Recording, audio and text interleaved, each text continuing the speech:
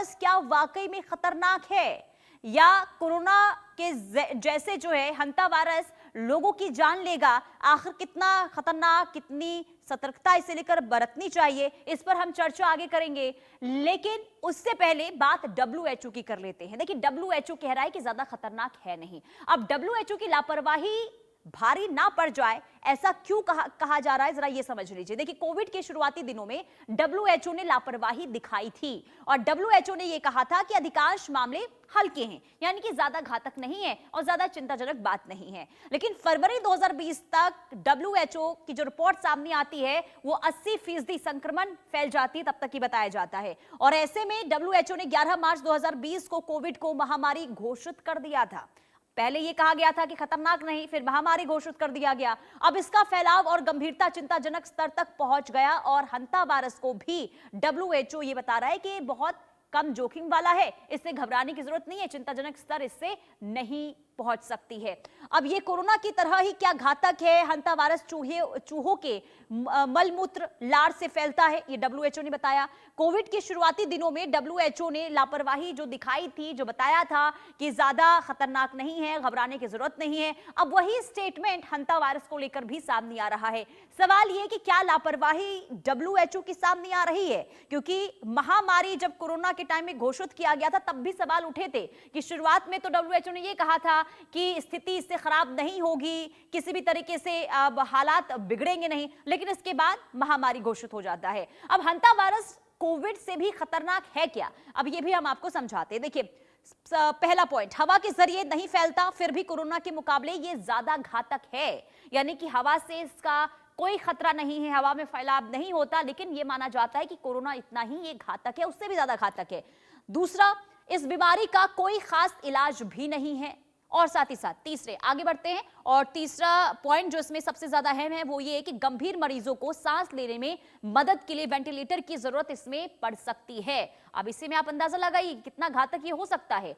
और साथ ही साथ देखिए, आगे बढ़ते हैं, इस बीमारी में करीब 38% मरीजों की मौत हो जाती है। 38%, यानी कि आंकड़े जो हैं बहुत ज्यादा हैं। अब 38% अगर लोगों की जान इसमें जा रही है, जा सकती है, तो आप समझिए कि लोगों की जान पर सीधे तौर पर खतरा इस हंता वायरस से। मरीज बुजुर्ग हो या फिर पहले से कमजोर हो तो खतरा और भी ज्यादा बढ़ जाता है। ये हमने कोरोना के टाइम में भी देखा था कि सबसे ज्यादा संक्रमण बुजुर्गों पर, जिन्हें पहले से ज्यादा बीमारी थी, उन पर सबसे ज्यादा कोरोना का असर देखने को मिल रहा था, और यही हंता वायरस में भी हो रहा है। अब वैज्ञानिकों ने अब तक हंता वायरस के 5 स्ट्रेन खोजे हैं, और साथ ही साथ इनमें से सबसे ज्यादा खतरनाक अराराक्वारा वायरस ये माना जाता है, जो सबसे ज्यादा घातक है, जो सबसे ज्यादा लोगों की जान लेता है। 5 स्ट्रेन में से जो ये स्ट्रेन था वो सबसे ज्यादा घातक है।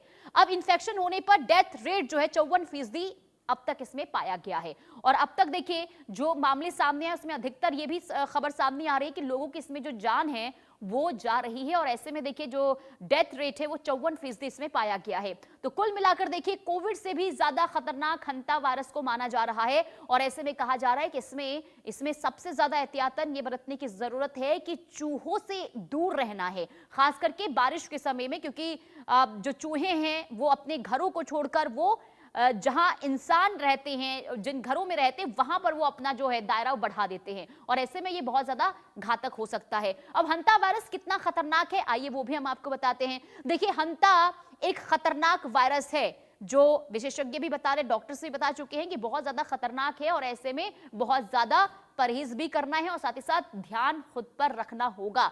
मुख्य रूप से चूहों जैसे रोडेंट से ये फैलता है, और चूहे के जो मलमूत्र हैं उससे ज्यादा संक्रमण जो है ये फैलता है। साथ ही साथ जो कई ऐसे जानवर हैं जो कुतुरते हैं, उससे भी माना जाता है कि जो कतरन करते हैं उनसे बहुत ज्यादा ये जो हंता वायरस है वो फैलता है। संक्रमित चूहों के मलमूत्र और लार से इसका फैलाव जो है बहुत ज्यादा होता है। इसके अलावा दूषित हवा में सांस लेने से ये फैलता है, और दूषित हवा में अगर सांस लेते हैं तो इससे भी बहुत ज्यादा फैलने का खतरा जो है हंता वायरस का बना हुआ है। देखिए, लोग डरे हुए हैं, घबराए हुए हैं, क्या वाकई में घातक हो सकता है? हमारे साथ डॉक्टर जुड़ चुके हैं, डॉक्टर ईश्वर गिलाडा, वायरोलॉजिस्ट हमारे साथ जुड़े हुए हैं। बहुत स्वागत है आपका इंडिया न्यूज पर सर। सबसे पहले तो ये हंता वायरस को लेकर जो खबरें सामने आ रही है, इसने लोगों को डराया जरूर है। मैं आपसे समझना चाहूंगी कितना खतरनाक है ये हंता वायरस? देखिए, कोई भी नया वायरस आता है, नई बीमारी आती है, तो हमको जैसा दूध से मुंह जला छाछ फूंक के पीना उस ढंग से लेना पड़ता है। जी। अब उसके अंदर दो चीजें महत्व की होती है कि इसका इन्फेक्शियसनेस कितना है ना, एक से दूसरे को कितने प्रमाण में फैल सकता है, कितना फास्ट फैल सकता है। हम्म। तो जो वायरस सांस से फैलता है वो ज्यादा फास्ट फैलता है, जो संपर्क से फैलता है वो थोड़ा कम फैलता है, वो जो अति घनिष्ठ संपर्क में आते हैं उनको ज्यादा फैलता है। या सेक्सुअली ट्रांसमिटेड है, रतिजन्य रोग के जैसा है। तो एक बात ऐसी भी सामने आई है कि ये वायरस बहुत ज्यादा घनिष्ठ संबंध वाला होता है, जैसे हस्बैंड से वाइफ को या सेक्सुअल पार्टनर को। दूसरी चीज होती है कि इसमें मौत का रेट क्या है, फेटलिटी रेट क्या है। तो फेटलिटी रेट इसमें ज्यादा है, लगभग 38-40% है, खास करके एंडिस नाम का जो उसका स्ट्रेन है उससे। और एंडिस स्ट्रेन के दो खासियत है, एक तो इंसानों से इंसानों में फैलना, ये जी। एक ही स्ट्रेन ऐसा है कि जो इंसान से इंसान में फैल सकता है। और दूसरी खासियत यह है कि इसके साथ जो बीमारी होती है उसको बोलते हैं हंटा निमोनिया सिंड्रोम और हम्म। हल्टा हंटा पल्मोनरी सिंड्रोम, जिसकी वजह से सांस रुक जाती है, उसको वेंटिलेटर की जरूरत पड़ती है, आईसीयू की ट्रीटमेंट लगती है, और इसके अंदर लगभग 40% लोगों की मौत हो जाती है। दूसरे जो स्ट्रेन्स है वो भी कुछ बीमारियां करते हैं, लेकिन इंसानों से इंसानों में नहीं आते, वो चूहे से इंसान तक आते हैं और इंसान के बाद में वो रुक जाते हैं। तो ये आजकल जो दौर चल रहा है पिछले 40 साल का, जी। ये वायरस बीमारियों का है। उसके अंदर 70% बीमारियां ऐसी है जो जानवरों से आती है, जिसको हम बोलते हैं जूनोसिस। तो जो हम्म। आप देख लिए, HIV आया, जीका आया, निपा आया, इबोला आया, ये बाद में सार्स है, बर्ड फ्लू है, एमपॉक्स है, मंकी पॉक्स है, हंटा वायरस है, ये सब जानवरों से या पक्षियों से इंसानों में आता है। हम्म। अब ये हो रहा है कि मोटे तौर पर हम इंसान अपने स्वार्थ के लिए कुछ भी कर सकते हैं, किसको भी मार सकते हैं, कुछ भी कोई जानवर खा सकते हैं, वो फॉरेस्ट में जा सकते हैं, वहां बिल्डिंग बना सकते हैं, उनके दायरे के अंदर घुस के हम कुछ कर सकते हैं। तो ये जो जंगली चूहे हैं, वो जंगली, एक्चुअली आपने जो चूहों का वर्णन बताया, ये हमारे जो अभी घरों में चूहे हैं उससे अपने जी। ज्यादा डरने की जरूरत नहीं है। लेकिन जंगली चूहों से अगर इनके साथ इन्फेक्शन आके हमारे चूहों में हो गया, तो हमारे चूहों से हमारे इंसानों में आ सकता है, इंसान से इंसान में आ सकता है। और इसीलिए जो इकोलॉजिकल बैलेंस गया हुआ है, ग्लोबल वार्मिंग हो रहा है, लोगों का दूसरे के दायरे में जाके इंट्रूजन करना है, जो कंफ्लिक्ट हो रहा है जानवरों के साथ, पक्षियों के साथ, फॉरेस्ट के साथ, इसका खामियाजा हमें इंसानों को ठीक है। भुगतना। ठीक है।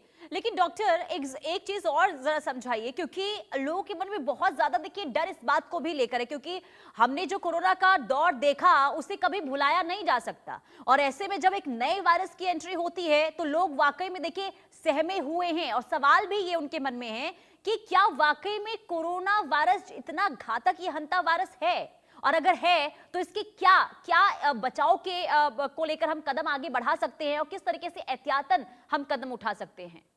आज के हालात में जो डर होना चाहिए हम्म। वो साइंटिफिक कम्युनिटी को, हम्म। जो रिसर्च इंस्टीट्यूट है उनको, और गवर्नमेंट्स को, कि अगर कहीं से आ गया तो हम लोग उसको कैसा अटकाव करेंगे। जी। बात आती है इंसानों पे, इंसान को फिलहाल डरने की जरूरत नहीं है, लेकिन अगर वो डर रहे हैं तो उस पर कोई एक्शन नहीं करते हैं। जैसे कोरोना में हमने डरे, तो हम्म। उसके बाद में कितने लोगों ने एक्सरसाइज करना चालू किया, कितने लोगों ने व्यायाम या बिल्कुल। कुछ नहीं किया, कितने लोगों ने स्मोकिंग बंद किया, किसने नहीं किया। तो इंसान खाली वो वक्त पर डर जाता है, बाद में एक्शन लेना नहीं है। और फिर जैसे ही कोई आता है, अब जिंक खाओ, विटामिन खाओ, अपनी इम्यूनिटी बढ़ाओ। अरे इम्यूनिटी हमेशा अच्छी रखो। आज हम्म। वायरस है, कल बैक्टीरिया है, कल परसों पैरासाइट है, और कोई बीमारियां हैं। आपकी इम्यूनिटी अच्छी रहेगी तो सब अच्छा रहेंगे। तो आप अगर सच सच में डर रहे होंगे, अपनी इम्यूनिटी संभालने के लिए एक दिनचर्या बनाओ और उस ढंग से रहो। बाकी जो काम है आज, ये हमारे डॉक्टर लोगों का है, और इन्फेक्शन जो एक्सपर्ट है, गवर्नमेंट, इनका काम है। आपको फिलहाल डरने की जरूरत नहीं है, क्योंकि ये बीमारी अभी तक एक सीमित दायरे में है। ठीक है, अगर एक शिप के अंदर 150 लोग को है, वहां से कुछ लोग बाहर गए, वहां से और 100-200 को हुआ होगा, लेकिन ये हजारों लाखों में नहीं है। और इसका कंटेनमेंट का आसान क्या है कि ये बीमारी इन्फेक्शियस पूरे 4-6 हफ्ते नहीं है, क्योंकि इसका इंक्यूबेशन पीरियड बीमारी होने के बाद बहुत ज्यादा बीमार होने के लिए 6 से 8 हफ्ते समय लग सकता है। लेकिन जो इन्फेक्शियसनेस है वो स्टार्टिंग के 4-5 दिन में ही है, जब जैसा फ्लू जैसा सिंड्रोम होता है, थोड़ा हल्का बुखार आता है, उस समय इन्फेक्शन हो सकता है। तो इन्फेक्शियसनेस अगर 8 हफ्ते होता, तो 8 हफ्ते में वो व्यक्ति जिसके भी संपर्क में आता उसको बीमारी देता। ऐसा भी नहीं है। ऐसा भी तो वहां क्या पे इससे पाया गया डॉक्टर कि जो डॉक्टर, इंसानों से इंसानों का जो फैलाव हमने देखा था कोरोना के टाइम में, क्या ये खतरा इस हंता वायरस से भी है क्या? इंसानों से इंसानों में